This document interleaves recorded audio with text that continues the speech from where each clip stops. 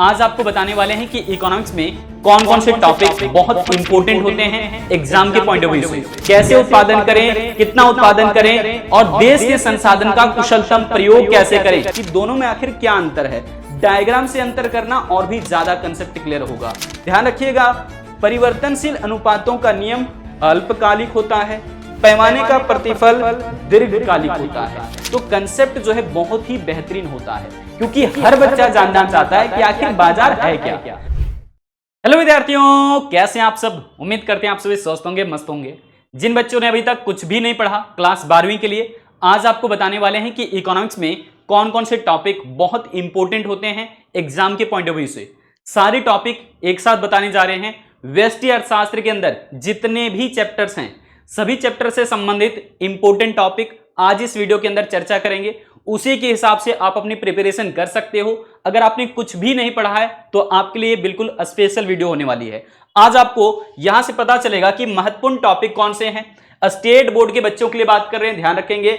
State board में व्यष्टि और समष्टि ये अर्थशास्त्र का दो हिस्सा होता है, दो भाग होता है, दो पार्ट होता है, ध्यान रखेंगे। तो यहां पर स्टेट बोर्ड 2025 के बच्चों के लिए बात कर रहे हैं। जिन जिन विद्यार्थियों का एग्जामिनेशन 2025 में होना है, व्यष्टि अर्थशास्त्र के सभी महत्वपूर्ण टॉपिक आज इस वीडियो के अंदर चर्चा होने वाली है। सबसे पहले जानते हैं यहां पर व्यष्टि अर्थशास्त्र का पहला चैप्टर जिसका नाम है परिचय यानी कि इंट्रोडक्शन। आपको यहां से कौन कौन से टॉपिक कवर करने चाहिए। सबसे पहले व्यष्टि और समष्टि के बीच में अंतर कर लीजिए कि आखिर माइक्रो और मैक्रो में क्या अंतर है, ठीक है। उसके बाद केंद्रीय समस्या, जिसे हम केंद्रीय आर्थिक समस्या भी कहते हैं, जैसे देश के अंदर में क्या उत्पादन करें, कैसे उत्पादन करें, कितना उत्पादन करें और देश के संसाधन का कुशलतम प्रयोग कैसे करें। ये सारी समस्याओं का चर्चा आपको करना चाहिए डिटेल में, क्योंकि यहां से क्वेश्चन जो 3 अंक तक के पूछे जाते हैं। और यहां से ध्यान रखना, ये लॉन्ग क्वेश्चन टाइप से दिखता है, लेकिन आपको अधिकतम 3 अंक तक के ही सवाल पूछे जाते हैं इस वाले चैप्टर से, ठीक है ना। इसके अलावे बहुविकल्पीय प्रश्न भी होगा यहां से, तो आप इन चीजों को ध्यान रखिए।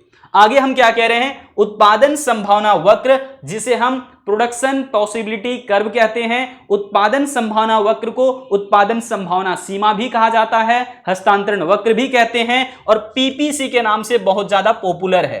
पीपीसी कहने का मतलब प्रोडक्शन पॉसिबिलिटी कर्व, यानी कि उत्पादन संभावना वक्र।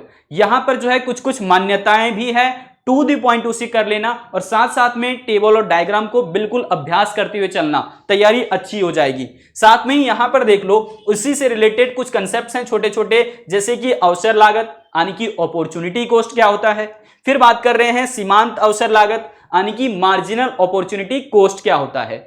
MOC मार्जिनल अपॉर्चुनिटी कॉस्ट बहुत ही ज्यादा इंपॉर्टेंट है, यहां से टॉपिक को कवर करना ही चाहिए, ठीक है। तो ये सारे टॉपिक बहुत ही इंपॉर्टेंट होते हैं एग्जाम के पॉइंट ऑफ व्यू से। जल्दी से इन टॉपिक्स को नोट डाउन कर लो और इसके हिसाब से अपनी जो है एक बार तैयारी शुरू कर दो, ठीक है। उसके बाद दूसरे चैप्टर की बात करते हैं। दूसरे चैप्टर में हम लोग बात करेंगे किस चैप्टर का, भैया ये उपभोक्ता का, कंज्यूमर का। तो कंज्यूमर होता कौन है, सबसे पहले ये जान लेना। बेसिक सा कंसेप्ट है, वह व्यक्ति जो वस्तुओं और सेवाओं का उपभोग करके अपनी जरूरत या फिर इच्छा को पूरा करना चाहता है, उसे हम उपभोक्ता कहते हैं। लेकिन उपभोक्ता वस्तुओं और सेवाओं का उपभोग क्यों करता है, संतुष्टि प्राप्त करने के लिए, उपयोगिता हासिल करने के लिए, और उसी उपयोगिता से संबंधित प्रश्न यहां से आ जाते हैं। पहला टॉपिक है सीमांत उपयोगिता यानी कि मार्जिनल यूटिलिटी, जिसे हम MU कहते हैं। उसके बाद ये देखो दूसरा, सीमांत उपयोगिता और कुल उपयोगिता में संबंध यानी कि TU और MU में क्या रिलेशन है। डायग्रामेटिक क्वेश्चन है, जरूर से जरूर हल कर लेना एक बार। पूरा का पूरा यहां पर जो कंसेप्ट है, इससे MCQs भी पूछे जाते हैं कि जब सीमांत उपयोगिता का मान 0 होता है तो कुल उपयोगिता क्या होता है, यानी कि TU क्या होता है, ये रिलेशन पूछता है। उसके बाद यहां पर देख लीजिएगा, उपभोक्ता संतुलन यानी कि कंज्यूमर इक्विलिब्रियम, यानी कि एक उपभोक्ता अपने आप को कब सबसे ज्यादा संतुष्ट महसूस करता है, उस स्थिति को हम लोग यहां पर समझते हैं, यानी कि उपभोक्ता संतुलन की दशा को समझते हैं। तो इसके अंदर भी कुछ एजम्पशंस हैं, कुछ मान्यताएं हैं, उसको भी कर लीजिएगा। साथ साथ में ही ये डायग्रामेटिक क्वेश्चंस बनता है यहां से, तो उसे जरूर देख लेना कि डायग्राम और टेबल को कैसे तैयार किया जाता है, ठीक है ना। अब यहां पर देखोगे उदासीनता वक्र जिसे हम तटस्थता वक्र या फिर इंडिफरेंस कर्व कहते हैं, ये इंडिफरेंस कर्व से संबंधित क्वेश्चन तो जरूर रहते हैं, जैसे कि उदासीनता वक्र की विशेषताएं या फिर उदासीनता वक्र की मान्यताएं।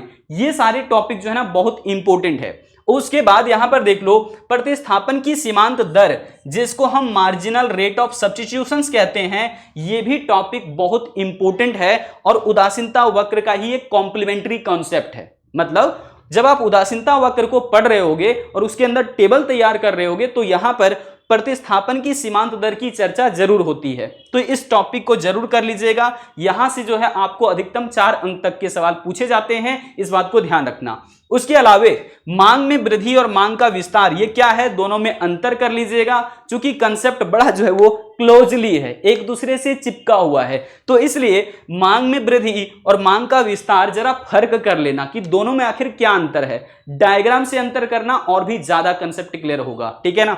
अब सर ये सब सारी चीजें हम पढ़ेंगे कहां से, ये भी आपको इसी वीडियो के अंदर बताने वाले हैं, बस धैर्य रखिए थोड़ा सा। अब यहां पर देखोगे अगला टॉपिक कह रहे हैं कि मांग के नियम का अपवाद क्या है, यानी कि क्या हर जगह मांग का नियम लागू होता है क्या? नहीं, कुछ कुछ जगहों पर मांग के नियम लागू नहीं होते हैं, कुछ विषम परिस्थितियां तो होगी जहां पर आप ये देखते होगे कि वस्तु का दाम बढ़ गया फिर भी जो है मांग ज्यादा किया जा रहा है, वस्तु का दाम घट गया तब जाकर के मांग कम कर दी गई है। तब जब ऐसी स्थिति अप्लाई हो जाए किसी भी वस्तु के सापेक्ष में, तब वहां पर कर लीजिएगा कि ये जो है वो मांग के नियम का अपवाद है। क्यों? क्योंकि मांग के नियम में क्या होता है, यदि अन्य बातें समान रहे तो वस्तु के मूल्य में वृद्धि होने पर मांग की मात्रा कम हो जाती है और मूल्य कम होने पर मांग की मात्रा अधिक की जाती है। तो ये होता है मांग का नियम, और ये क्या है, मांग के नियम का अपवाद, यानी कि मूल्य और मांग में यदि धनात्मक संबंध दिखे, पॉजिटिव रिलेशन दिखे, तो मांग के नियम का अपवाद हो गया। और मांग और मूल्य में, है ना, मूल्य और मांग में अगर विपरीत संबंध दिखा, नेगेटिव रिलेशन दिखा, तो उस समय आप कह लीजिए कि ये क्या है, तो इस समय ये है मांग का नियम। ध्यान रखना, बस इतनी सी बात, ठीक है। अब मांग के नियम का अपवाद से संबंधित ना ऐसे ऐसे कंसेप्ट ऑब्जेक्टिव बनते हैं जो कि आप यहां पर पढ़ोगे ऑब्जेक्टिव भी हल हो जाएगा, ठीक है। गिफिन वस्तु पूछा जाता है कि गिफिन वस्तु के संदर्भ में मांग का नियम लागू होता है या नहीं, ठीक है, तो वो कंसेप्ट आपको यहीं पर मिल जाएगा। अब देखिएगा, मांग की कीमत लोच, जिसे मांग का मूल्य लोच या फिर मांग की लोच भी कहते हैं, इलास्टिसिटी ऑफ डिमांड या फिर प्राइस इलास्टिसिटी ऑफ डिमांड के नाम से ये जाना जाता है। ये टॉपिक बहुत ही इंपॉर्टेंट है, यहां से आपके न्यूमेरिकल क्वेश्चंस भी पूछे जाएंगे। यहां से ये भी पूछा जाएगा कि मांग की लोच के जो है कितनी श्रेणियां हैं, कितने सारे डिग्रीज हैं, जैसे कि सापेक्षिक लोचदार, सापेक्षिक बेलोचदार, समलोचदार, पूर्णतः लोचदार, पूर्णतः बेलोचदार, इस तरह के जो है श्रेणियां यहां पर आपको कंसेप्ट क्लियर कर लेने हैं। डायग्राम के साथ करिएगा, एग्जांपल लेकर के करिएगा, सारी बातें बहुत अच्छे तरीके से हमने समझा रखा है आपको, ठीक है। अब देखो, इतने सारे टॉपिक आपको कवर करने हैं मात्र चैप्टर 2 के अंदर में। अगर आपने कुछ भी नहीं पढ़ा तो इन टॉपिक्स को जरूर आप कवर कर लीजिएगा, ठीक है ना। अब उसके बाद बात आती है यहां पर तीसरे अध्याय का। तीसरे चैप्टर का नाम देखेंगे उत्पादनकर्ता का व्यवहार एवं आपूर्ति। देखिए, चैप्टर के नाम अलग अलग किताबों में अलग अलग तरीके से दिया रहता है, इस पर आपको विचार ज्यादा करने की आवश्यकता नहीं है, सीधा ध्यान दीजिएगा। एनसीईआरटी के अंदर में इस जो चैप्टर का नाम दिया है, इसका नाम लिखा हुआ है उत्पादन एवं लागत, यानी कि प्रोडक्शन एंड कॉस्ट। यहां पर देखेंगे यूपी बोर्ड के सिलेबस में तो लिखा है उत्पादनकर्ता का व्यवहार एवं आपूर्ति, यानी कि यहां पर हम प्रोड्यूसर्स के बिहेवियर को समझते हैं कि कैसे एक उत्पादक अपने उत्पादन क्षमता को बढ़ाने की कोशिश करता है, कब जो है वो कभी संतुलन में रहेगा भी या नहीं, इस चीज को हम लोग समझते हैं। सो इसके लिए सबसे पहले यहां पर देख लीजिए कौन से इंपॉर्टेंट टॉपिक हैं। सीमांत उत्पादन क्या होता है, मार्जिनल प्रोडक्शन किसको कहते हैं, उसके बाद जानेंगे क्या हम लोग अल्पकालीन उत्पादन फलन और दीर्घकालीन उत्पादन फलन, मतलब प्रोडक्शन फंक्शन से संबंधित भी क्वेश्चन पूछे जाते हैं, कई बार रिपीट करके पूछा भी गया है, और दोनों में अंतर भी कर लेना कि अल्पकालीन और दीर्घकालीन उत्पादन फलन में क्या अंतर है, ठीक है ना। अब यहां पर देखिएगा, परिवर्तनशील अनुपातों का नियम, जो कि एक अल्पकालिक नियम है, शॉर्ट रन का ये जो है वो थ्योरी बनता है। सो परिवर्तनशील अनुपातों का नियम पूछता है क्वेश्चन, या फिर अगर यहां से सवाल नहीं किए गए तो इसका जो दूसरा कंसेप्ट बनता है वो है दीर्घकालीन का, यानी कि पैमाने का प्रतिफल। ध्यान रखिएगा, परिवर्तनशील अनुपातों का नियम अल्पकालिक होता है, पैमाने का प्रतिफल दीर्घकालिक होता है। बस इतनी सी बात अभी आप समझ लीजिए, क्योंकि मैं इंपॉर्टेंट टॉपिक आपको अभी बताने जा रहा हूं और ये भी बताऊंगा कि ये सब सारे टॉपिक आप कहां से आसानी से कवर कर सकते हैं। चलिए आगे बढ़ते हैं। आगे यहां पर देख रहे हैं क्या, स्थिर लागत यानी कि फिक्स्ड कॉस्ट क्या होता है, ठीक है, और साथ साथ में परिवर्तनशील लागत यानी कि वेरिएबल कॉस्ट। तो फिक्स्ड कॉस्ट, वेरिएबल कॉस्ट, दोनों के बीच में जो कंसेप्ट क्लैरिटी है बहुत जरूरी है, क्योंकि आप छोटे छोटे कंसेप्ट से ही स्ट्रांग बन पाएंगे, मजबूत बन जाएंगे। आपको कहीं पर भी दिक्कत नहीं होगी। बस ये सब सारे कंसेप्ट में छोटी छोटी बातें आती है, उन चीजों को आपको ध्यान रखना होगा। इसके अलावा यहां पर देखिए, सीमांत आगत यानी कि इसको कहते हैं मार्जिनल रेवेन्यू, साथ साथ में क्या है, औसत आगम, यहां पर देखना आगत नहीं होगा, आगम होगा। तो सीमांत आगम यानी कि मार्जिनल रेवेन्यू और औसत आगम यानी कि एवरेज रेवेन्यू। तो ये क्वेश्चन बनता है भैया, ये छोटा सा डेफिनेशन वाला बात है।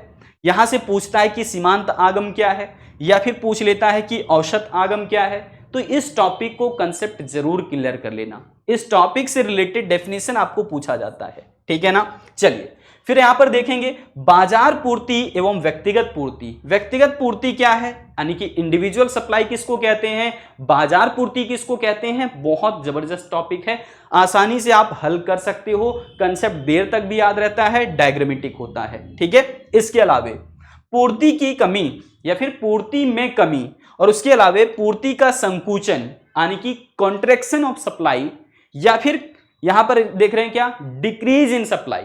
देखो डिक्रीज इन सप्लाई और कॉन्ट्रैक्शन इन सप्लाई के बीच में थोड़ा सा अंतर है, तो उसी अंतर को आपको जानना होगा। या आखिर ये होता कब है, तो इसके कारण देख लीजिएगा आप, ठीक है ना। कहां से होगी सारी कंसेप्ट क्लैरिटी मैं बता दूंगा आपको। अब देखो यहां पर क्या है, पूर्ति की लोच, जिसे हम पूर्ति का मूल्य लोच भी कहेंगे, यानी कि प्राइस इलास्टिसिटी ऑफ सप्लाई। जैसे डिमांड का कंसेप्ट, बिल्कुल वैसा ही सप्लाई का कंसेप्ट। अब यहां पर आपको ध्यान रखना होगा कि क्या पूर्ति की लोच से संबंधित केवल हम डेफिनेशन पढ़ लें, तो नहीं भैया, यहां पर आपको यह भी समझना होगा कि पूर्ति की लोच को मापा कैसे जाता है, प्रतिशत विधि से हम लोग कैसे मापते हैं, ज्यामितीय विधि से कैसे मापते हैं। तो ये सब सारे कंसेप्ट आपको क्लियर करने होंगे, ठीक है। इसके अलावा पूर्ति की लोच के कितने प्रकार हैं, ठीक है। जैसे मैंने मांग के लिए कहा सापेक्षिक लोचदार, वैसे ही इसके लिए भी निकलेगा सापेक्षिक बेलोचदार, समलोचदार, है ना, पूर्णता लोचदार, पूर्णता बेलोचदार। ये सारे कंसेप्ट जो हैं पूर्ति के लिए भी होते हैं। तो आप इसको डायग्राम में देखिएगा, डायग्राम से ही आप हल करिएगा एग्जाम में, ठीक है ना। चलो अब बात आती है आखिरी चैप्टर का, जिसका नाम है बाजारों के प्रकार, यानी कि बाजार के अलग अलग स्वरूप आपको देखने को मिलता है इस चैप्टर के अंदर। जैसे कि पूर्ण प्रतियोगिता बाजार, एकाधिकार बाजार, अल्पाधिकार बाजार, ठीक है।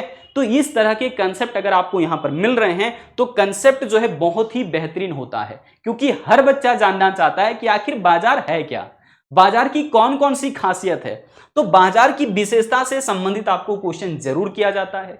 उसके साथ में यहां पर देखना कह रहे कि साधारण युक्तियों के साथ आदर्श प्रतिस्पर्धा की स्थिति में मूल्य निर्धारण, यानी कि कुछ बेसिक सा टूल होता है जिसके जरिए किसी वस्तु का कीमत तय होता है या फिर निर्धारित किया जाता है। जैसे कि डिमांड एंड सप्लाई, यानी कि वस्तु की मांग और पूर्ति, ये दो फैक्टर हैं, डिमांड एंड सप्लाई, और यही जाकर के किसी वस्तु की कीमत को तय करते हैं। इस बात को ध्यान रखना।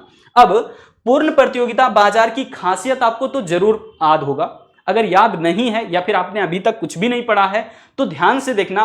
पूर्ण प्रतियोगिता यानी कि पूरा का पूरा कंपटीशन छिड़ गया है बाजार के अंदर में, ठीक है। तो हर जगह पर, है ना, हर जगह पर क्या होंगे, सेम जो है वो प्रोडक्ट बेचे जाएंगे। हर जगह पर जो सेलर है वो एक ही कीमत पर वस्तु को बेचेंगे, अलग अलग जगह पर अलग अलग प्राइस नहीं दिखेगा आपको। लेकिन दूसरी तरफ आप एकाधिकार बाजार की अगर चर्चा करते हैं तो यहां पर बेचने वाले, यानी कि वस्तु को बेचने वाले केवल एक ही विक्रेता होते हैं, ठीक है। केवल कितना होता है, एक होता है, यानी कि सिंगल सेलर होता है। और ये एक ऐसा उत्पाद बेच रहा है जिसको हम कहते हैं अनोखा उत्पाद, यूनिक प्रोडक्ट। तो ये दोनों के बीच में और भी विशेषताएं चर्चा कर लेना आप, ठीक है। उसके अलावा पूर्ण प्रतियोगिता बाजार के अंतर्गत किसी वस्तु का कीमत कैसे तय किया जाता है, कैसे निर्धारण किया जाता है, इसी चीज को तो हम लोग डायग्राम के जरिए समझते हैं। डिमांड एंड सप्लाई कर्व जहां एक दूसरे को इंटरसेक्ट करता है, एक दूसरे को प्रतिच्छेद करता है, वहीं पर किसी वस्तु की कीमत तय होते हैं। तो ये सारे टॉपिक मैंने आपको बता दिए हैं कि कौन कौन सा टॉपिक एग्जाम के पॉइंट ऑफ व्यू से बहुत इंपॉर्टेंट है। ये सब सारे टॉपिक को आप कवर कर सकते हो। चूंकि आपको एक बार हम दिखा दें, यहां पर देखिएगा पहले चैप्टर के अंदर केवल 4 टॉपिक के अंदर 4 लाइन में मैंने सारी बातें बता दी है। ठीक है, मतलब एक दिन भी लगाओगे तो 4 दिन लगेंगे। ठीक है, उसके अलावे यहां पर देखिएगा दूसरा जो चैप्टर है इसमें टोटल हमने 8 टॉपिक के अंदर सारी बातें बताई है। तो आप इसमें 8 से 10 दिन 12 दिन भी कर सकते हैं, तो उसमें आप ये पूरा का पूरा समाप्त कर लेंगे। उसके अलावे यहां पर देखिएगा तीसरे अध्याय की बात है तो इसमें भी कुल 8 टॉपिक के अंदर हमने सारी बातें बता दी है। इसके अलावे देखो आखिरी चैप्टर में मात्र जो है 3 टॉपिक के अंदर सारे इंपॉर्टेंट टॉपिक मैंने बता दिए हैं। तो इसकी तैयारी आप बहुत ही आसानी से कर सकते हो। PW के मोबाइल एप्लीकेशन को डाउनलोड कर लीजिए एक बार, उसमें देखिए कि किस प्रकार से क्लास 12th के लिए सारे 1 शॉट वीडियोस बिल्कुल फ्री ऑफ कॉस्ट उपलब्ध हैं। आप जाकर के देखो, ठीक है, साथ साथ में वहां पर नोट्स भी मिल जाएंगे। इसके अलावे आपको ये भी बता दें कि अगर आप YouTube पर ही देख रहे हैं तो कॉमर्स वाला हिंदी मीडियम चैनल के ऊपर में 1 शॉट सारा मिल जाएगा आपको क्लास 12th के लिए, माइक्रो के लिए भी, मैक्रो के लिए भी। अभी हमने आपको वेस्टी के लिए सारा जो है चैप्टर बता दिया है, सारे इंपॉर्टेंट टॉपिक्स बता दिए हैं। फिर इसी प्रकार से हम समष्टि के लिए अलग से बात कर देंगे। ठीक है ना। अगर आप लोगों को कोई दिक्कत हो रही है किसी भी टॉपिक के अंदर में तो चैट सेक्शन के अंदर मेंशन कर देना, ताकि मैं आप लोगों के लिए एक अलग सी वीडियो अपडेट तैयार कर सकूं। ठीक है ना। तो आज रखते हैं इस वीडियो में इतना ही, फिर से मिलेंगे हम लोग किसी अगली वीडियो अपडेट के साथ, और बहुत सारी चीजें बातचीत होगी। किसी भी डाउट को आप पूछ सकते हो चैट सेक्शन के अंदर, बिल्कुल हिचकिचाहट नहीं रखनी है, तैयारी जबरदस्त करनी है। कहते हैं ना, जो जाग गया वो समझो कि जाग गया भैया, अभी जागा अभी सवेरा, सीधी बात। ठीक है, तो मिलेंगे फिर से हम अगली वीडियो अपडेट के साथ। आज रखते इतना ही, जय हिंद।